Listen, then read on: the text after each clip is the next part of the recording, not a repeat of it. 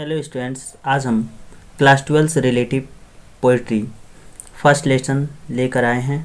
Class 12 से relative ये poem है और ये पोएम ले चैप्टर फर्स्ट है। आइए फिर इस चैप्टर पे हम चर्चा करते हैं। चैप्टर का जैसे कि नाम है, आप देख सकते हैं, माई मदर एट 66। ये कमला दास द्वारा लिखा गया है। एक बहुत ही बढ़िया कहा जाए ये पोइट्री थी, जिसमें वो अपनी माँ के बारे में वर्णन करती हैं। उनके एज का यहाँ बेसिकली बात किया गया। उनके एज मतलब हर प्रतिवर्ष कैसे बदलता है, वह उनमें क्या देखती हैं, इस चीज़ों को वह पॉजिटिवली नेगेटिवली सब चीज़ इसमें इन्वॉल्व की हैं। आइए फिर इस चैप्टर को बिगिन करते बिना समय गवाए। जैसे कि फर्स्ट स्टांजा जैसे कि लिखा है, driving from my parents home to Cochin last Friday morning I saw my mothers beside me.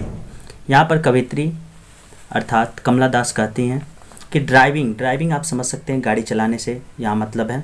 From my parents home to coaching last Friday, कि पिछली शुक्रवार को मैं अपने माता पिता के घर से कोचिंग के लिए रवाना हुई, मतलब निकली। तो I saw my mothers beside me, और इस दौरान मैं अपनी माँ को अपने बगल में बैठे पाई। अर्थात यहाँ पर वह एक गाड़ी से वह यात्रा कर रही थी, मतलब पिछले शुक्रवार की बात थी।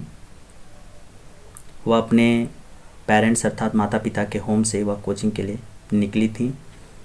सुबह का समय था और I saw my mothers beside me, और तब मैंने अपनी माँ को अपने बगल में देखा, अर्थात उनकी माँ उनके बगल में ही बैठी थी। यहाँ पर ये जो सेकंड चीज़ है उसी में का है, आप देख सकते हैं। यहाँ लिखा है, does open mouthed her face as and like that of a course.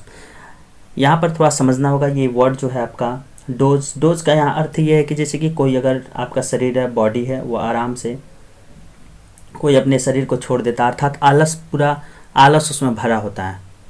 उस माँ वह अपनी माँ को देखी थी जिसके dose open mouthed her face as and like that of A corps.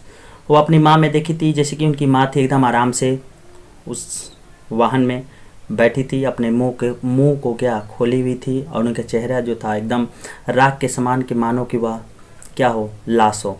लेकिन आप सोच सकते हैं यहाँ पर एक बेटी को अपने माँ के प्रति, चूँकि ऐसा नहीं सोचना चाहिए कि वह लाश की तरफ पड़ी हो, ऐसा वर्णन करना बिल्कुल सही नहीं माना जा सकता। बट यहाँ पर चूँकि पोइट्री वो अपने फीलिंग्स को बताई थी, इसलिए ये जायज़ सी बात थी कि वह उनमें जो देखी थी वह एक चीज़ को यहाँ एक्सप्लेन, जैसे कि आप देख सकते हैं, pain and realised with that, पूरे दर्द और पूरे एहसास के साथ, she was as old as she looked but soon put that through away.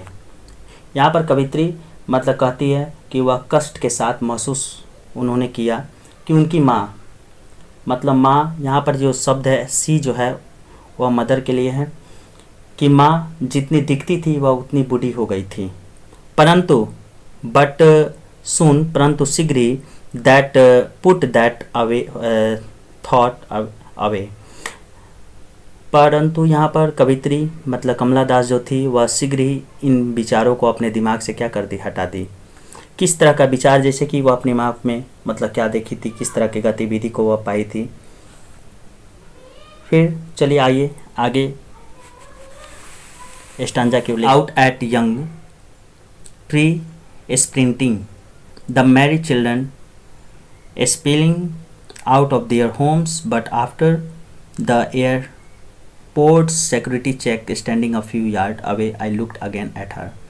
यहाँ पर कवित्री फिर कहती है, and looked out at young tree sprinting, और वह पुनः उनमें देखती हैं कि वह एकदम नौजवान वृक्ष के समान, अर्थात कमला दास यहाँ पर गाड़ी से मतलब बाहर, यहाँ पर लुक्ड आउट का मतलब है जब गाड़ी के बाहर वह देखती हैं तो उन्हें जवान पेड़ जो थे वह स्प्रिंटिंग मतलब दौड़ते हुए दिखाई देती हैं। और आगे वह कहती हैं, the merry children sprinting out of their Holmes, और मैरी यहाँ पर मतलब मैरी का मतलब आपका खुद से है, जैसे कि बच्चे जब खुश रहते हैं, मैरी चिल्ड्रन स्पीलिंग मतलब होता है तेज़ी से, मतलब घर से बाहर निकलना, ऑफ देयर होम्स मतलब उन्होंने देखा, अर्थात यहाँ कवित्री कहती हैं कि आगे वह खुश बच्चों को अपने घर से बाहर निकलते हुए देखा। But after the airports security check, मतलब और जब वो स्टेशन पहुँचती है, जैसे कि एयरपोर्ट पे जब वो पहुँचती हैं तो वहाँ सिक्योरिटी चेक के पश्चात, मतलब आप कह सकते हैं हवाई अड्डे की जो सुरक्षा जांच था उसके बाद,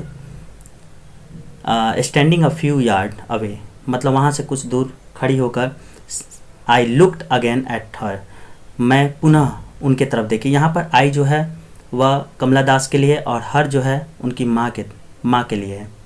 आइए फिर देखते हैं, लास्ट स्टैंजा है, वन पेल, यहाँ पर फिर वह पुनः अपनी माँ की ओर देखती है, जो उनका चेहरा जो था एकदम बिल्कुल पीलापन जैसा प्रतीत होता था, लगता था कि मानो कि जैसे कि as the late winter moon, जैसा कि एकदम पीली उनका चेहरा दिखाई देता था, जैसे कि सर्दियों का, जैसे कि चांद की तरह, जैसे कि सर्दियों में जो चांद निकलता है एकदम बिल्कुल मायूस हुए, एकदम विलम्ब से, वैसा वह देखती है। And fell that old familiar age, और वह वही पुराना जाना पहचाना दर्द सा बड़ा चेहरा वह देखती है, और साथ ही साथ माई चाइल्डहुड्स फियर, और वही बचपन की डर, जैसा कि उनकी माँ कहीं जा रही हों।